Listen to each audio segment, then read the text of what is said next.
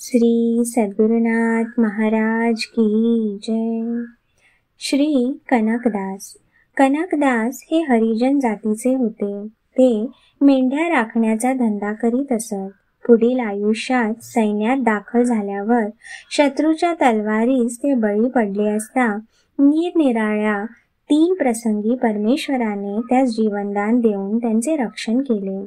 2 वेळा कुणीतरी अंगावरून हात फिरवल्याचा त्यांना भास झाला, परंतु 3ऱ्या प्रसंगी मात्र शंख चक्र पितांबरधारी चतुर्भुज मूर्ती त्यांना दिसली. त्या क्षणी ते जागे झाले. जरी डोळ्यापुढचे दृश्य नाहीसे झाले तरी त्यांना तोच ध्यास लागून राहिला. पुढे आपल्या घरी आल्यावर त्यांनी घडलेली सर्व हकीकत आपल्या मातोश्री पुढे निवेदन केली. तेव्हा ती म्हणाली, कनका, त्याचे कारण असे की मला बरेच दिवस संतती नव्हती, म्हणून गावच्या आदी केशवाला मी नवस केला की मला मुलगा होईल तर त्याला तुझ्या चरणी अर्पण करीन. त्यावर लवकरच तुझा जन्म झाला, पण पुढे थोडक्याच दिवसात तुझा पिता मरण पावल्यामुळे यापुढे एका मुलाशिवाय मला दुसऱ्या कोणाचाही आधार नाही असे वाटून मी आदी केशवाचा नवस फेडू शकले नाही. तरी परमेश्वर दयाळू असल्याने त्याने तुझे अशा तऱ्हेने रक्षण केले. मातोश्रीकडून वरील हकीकत ऐकताच कनकाची वृत्ती पूर्ण पालटून गेली. ज्या सर्व शक्तिमान ईश्वराने मेलेल्याला 3 वार जीवनदान दिले तो माझे पालन पोषण करणार नाही काय, असे म्हणून त्यांनी ऐहिक संसाराला कायमचीच रजा दिली आणि आपल्याला सर्वस्वी आदी केशवाला वाहून घेतले. पुढे काही दिवसांनी उडुपी मठातील व्यासराय नावाचे एक संन्यासी कनकाच्या गावी म्हणजे कागिनले येथे आले. त्यांच्यापासून कनकांनी अनुग्रह घेतला आणि तेव्हापासून ते उडुपीला जाऊन राहिले. ते रोज देवाच्या पूजेचे वेळी भाताची पेज व कच्ची कणिक नैवेद्य दाखवीत असत. त्या भक्ताची स्मृती म्हणून उडुपी येथील कृष्ण मंदिरात अजूनही तीच पद्धत दिसून येत आहे. कनकाचे गुरु उडुपी मठाचे अधिपती होते. ते रोज कृष्णाची पूजा झाली की तीर्थप्रसाद प्रथम कनकाला देऊन नंतर इतरांना देत असत.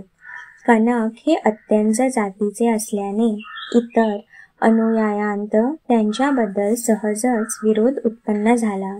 त्यामुळे ते कनकाचा नेहमी द्वेष करू लागले. या कारणास्तव गुरूंनी कनकाची भक्ती सर्वांच्या निदर्शनास आणून देण्याचे ठरविले.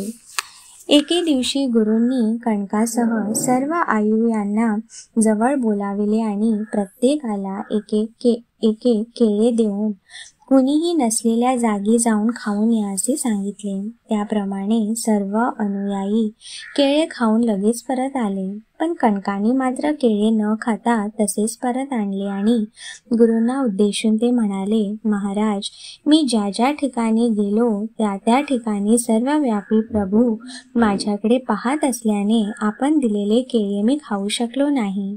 दुसऱ्या एका प्रसंगी गुरूने शाळीग्राम आपल्या मुठीत धरून आपल्या अनुयायांना यात काय आहे असे विचारले, तेव्हा यापैकी कुणीच उत्तर देऊ शकले नाही. शेवटी त्यांनी कनकांना विचारले, तेव्हा त्यांनी शाळीग्राम आहे असे सांगितले. कनकाचा अंदाज जरी खरा ठरला तरी इतर अनुयायांचा कनकाविषयी पूर्वीपेक्षा आदर वाढण्याऐवजी त्यांचा द्वेष अधिकच बळावला. एकदा एक अनुयायी म्हणाला की, महाराज, कनकाचा अधिकार फार मोठा आहे असे आपण वरचेवर म्हणता आणि ते तर समुद्र किनाऱ्यावरून एक भला मोठा मासा घेऊन घरी चालले आहेत, तेव्हा हे कसे?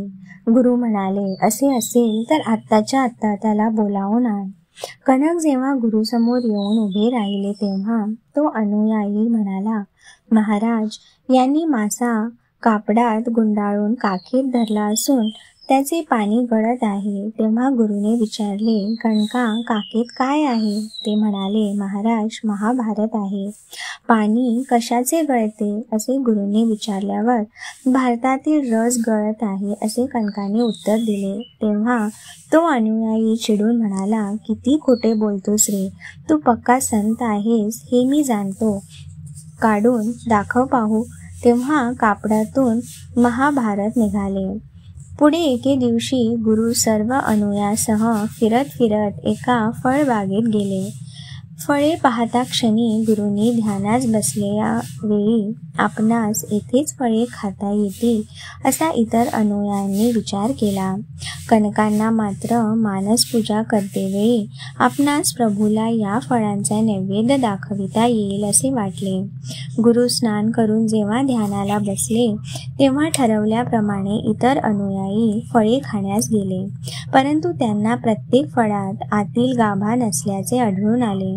आश्चर्यचकित होऊन ते सर्वजण गुरूंजवळ आले आणि त्यांनी त्याचे कारण विचारले. तेव्हा कणकाने मानसपूजेच्या वेळी देवाला नैवेद्य केल्याची ही खूण आहे असे गुरूंनी सांगितले.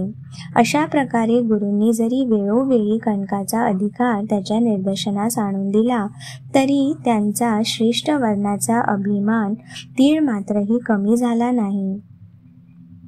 त्यामुळे सत्संग लाभला तरी त्यापासून त्यांना फायदा होऊ शकला नाही.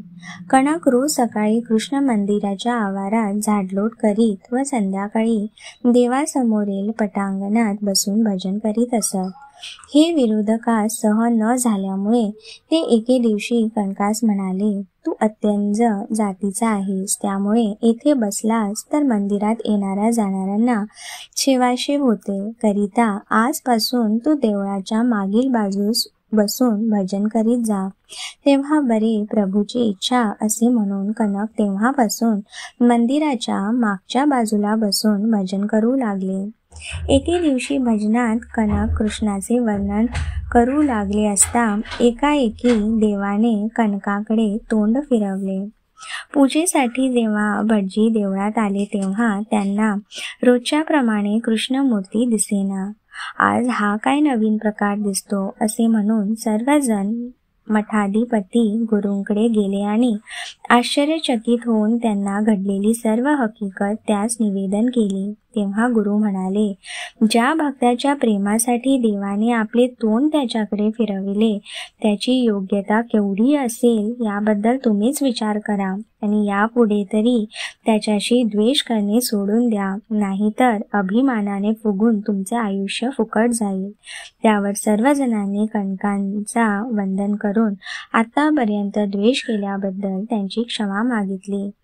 उडुपी येथे अद्यापही कणकाची कुटी म्हणून कृष्ण मंदिराच्या पाठीमागे पाहावयास मिळते. त्याचप्रमाणे कणकासाठी देवाने तोंड फिरवल्यामुळे देवळाच्या दारातून कृष्ण दर्शन होत नसल्याने देवळाच्या पाठीमागल्या भिंतीला 4 भोके ठेवली असून त्यातूनच मंडळी कृष्णाचे दर्शन घेत असतात.